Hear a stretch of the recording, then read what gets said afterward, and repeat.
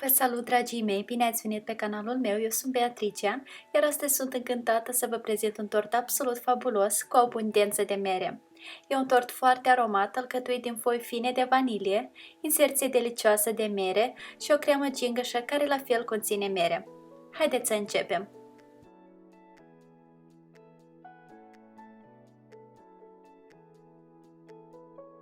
Pentru început vom pregăti un piure de mere. Vom avea nevoie de piure atât pentru cremă cât și pentru inserții.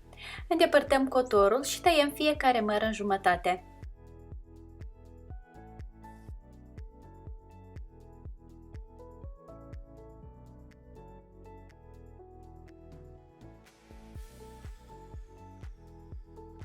Aranjăm merele într-o tavă sau un vas de copt cu partea tăiată în jos și le dăm la cuptorul preîncălzit la 180 de grade pentru 40-50 de minute sau până când devin moi.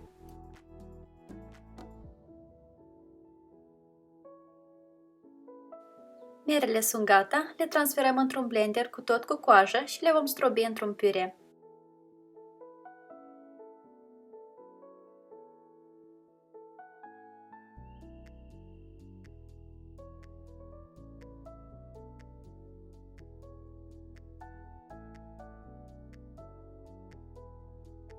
Strecurăm piureul obținut printr-o sită și cântărim să obținem în jur de 550 de grame. Acoperim suprafața piureului cu o folie alimentară și îl dăm la frigider pentru a se răci complet.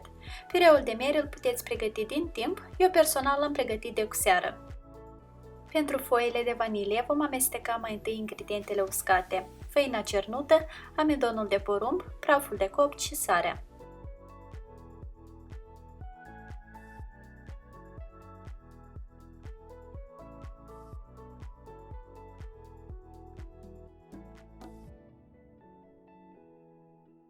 În bolul unui mixer adăugăm ouăle la temperatura camerei, zahărul și pasta sau esența de vanilie. Batem totul împreună, mărind treptat viteza mixerului până la maxim, timp de aproximativ 10 minute sau până când ouăle își triplează volumul.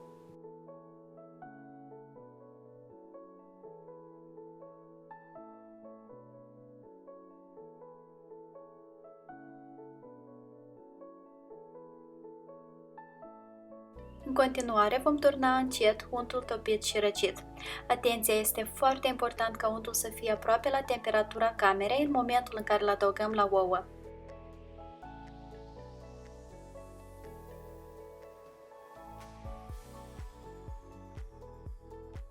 După ce s-a incorporat tot untul, scadem viteza mixerului la minim și adăugăm ingredientele uscate.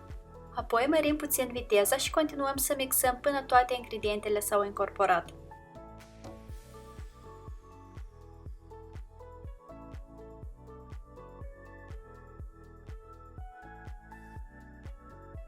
Platul este gata, în total avem nevoie de 6 foi, eu am copt câte 2 foi pe o tavă, am distribuit câte 2-3 linguri de blat de fiecare foaie în inele cu diametrul de 18 cm. După cum observați, le-am pus direct pe hârtie de copt, nu le-am acoperit și nu le-am uns cu nimic. Dacă dispuneți doar de o singură formă, puteți coace câte o singură foaie pe rând, platul poate aștepta la temperatura camerei fără nicio problemă. Coacem foile la cuptorul preîncălzit la 200 de grade, timp de aproximativ 7-8 minute, în dependență de cuptor. În timpul coacerii, platul va ieși puțin în afara formei, nu-i nimic grav, nu aruncăm excesurile, le îndepărtăm cu un cuțit și le vom folosi mai târziu pentru decor. Permitem foilor să se răcească complet pe hârtie de copt și continuăm să coacem celelalte 4 foi. Pentru inserție de mere, eu am folosit 4 mere verzi de mărime medie, le tăiem în cubulețe foarte mici, punem merele într-o cratiță încăpătoare, adăugăm sucul de lămâie și amestecăm puțin astfel pentru a-l distribui cât mai bine și a preveni întunecarea merelor.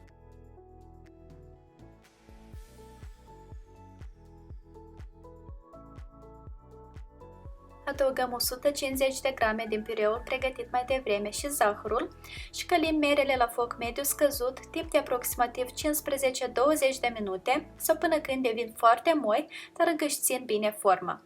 Dacă vă place scorțișoara, cu siguranță o puteți adăuga aici.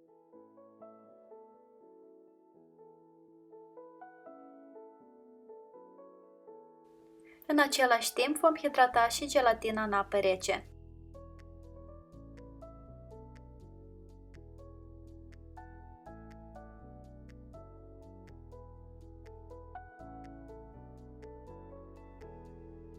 Când mierele s-au înmuiat, oprim focul și adăugăm gelatina hidratată. Amestecăm bine până toată gelatina se topește complet și distribuim compoziția în două forme sau inele cu diametrul de 16 cm așternute cu folie alimentară.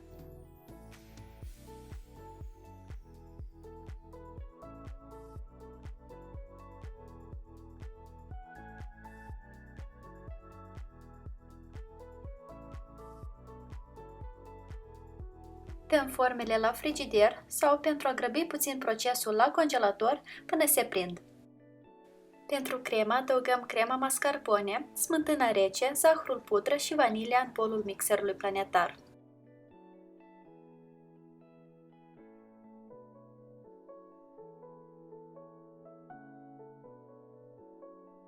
Mixăm totul împreună la viteză medie, iar când crema se îngroașă un pic, adăugăm și piureul rece.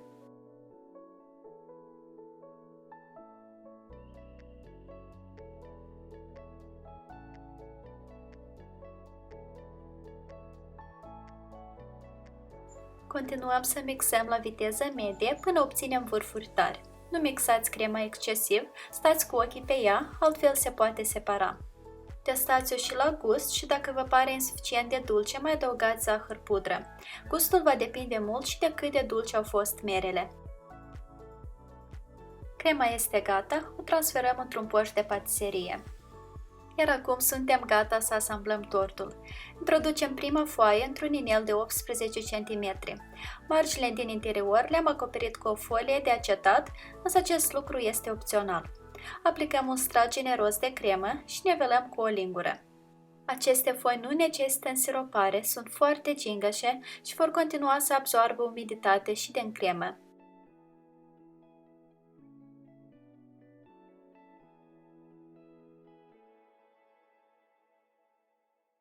Vom repeta exact la fel cu a doua foaie, după care vom plasa la centru primul strat de mere și vom umple marginile cu cremă.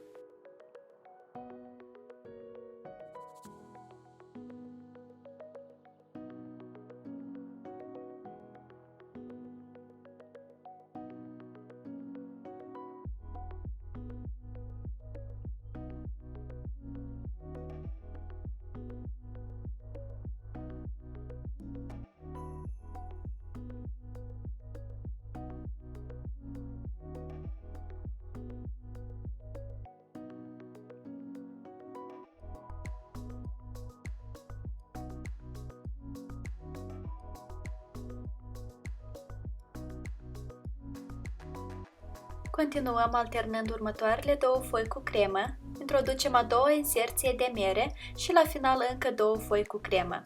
Și nu uităm să rezervăm neapărat cremă și pentru marginile tortului.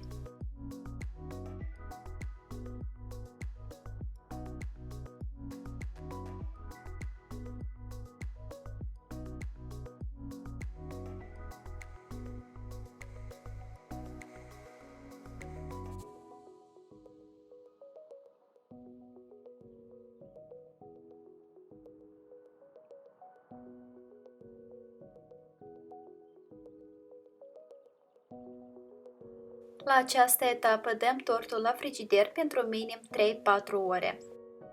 Excesurile care ne-au rămas le zdrobim în fărâmituri într-o pungă de plastic cu ajutorul unui făcăleț, iar pe lângă fărâmituri eu am decis să decorez tortul și cu niște chipsuri uscate de mere cu scorțișoară. Acestea pot fi pregătite cu mult înainte, pentru că se păstrează foarte bine într-un container închis hermetic. Vom felia merele cât mai subțire. Eu am folosit o răzătoare mandolină pentru a obține felii de aceeași grosime, însă puteți folosi și un cuțit obișnuit. După cum vedeți, nu am îndepărtat cotorul și astfel am obținut niște forme foarte drăguțe. Punem feliile de mere pe o tavă tapetată cu hârtie de copt, le presărăm cu puțină scorțișoară și le vom usca timp de 3 ore, 3 ore și jumătate la o temperatură de 100 de grade.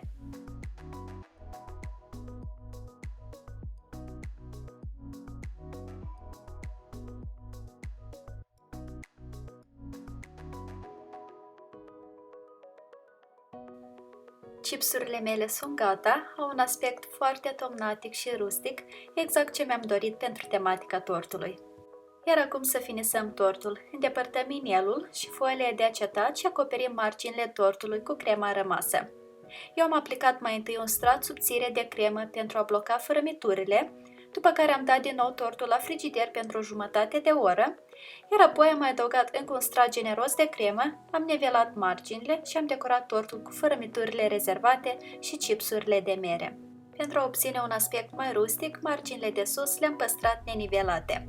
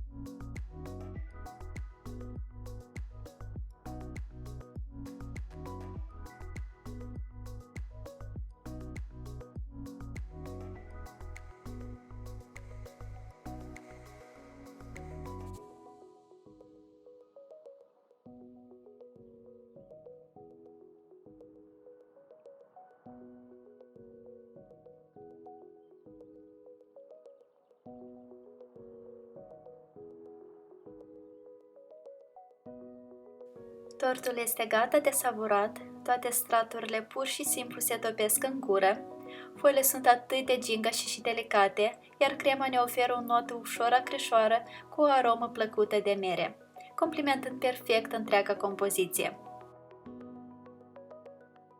Linkul către rețeta integrală scrisă îl puteți accesa în descrierea acestui video. Iar eu vă mulțumesc foarte mult pentru vizionare și vă doresc o zi cât mai delicioasă în continuare. Poftă bună! Pa, pa!